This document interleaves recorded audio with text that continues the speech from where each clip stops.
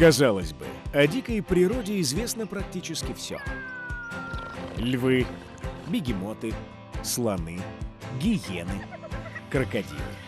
Что нового можно узнать о них? Неужели осталось что-то неизученное в мире лягушек? Оказывается, даже хорошо знакомые животные способны удивлять. Легенды дикой природы на ЗОО ТВ.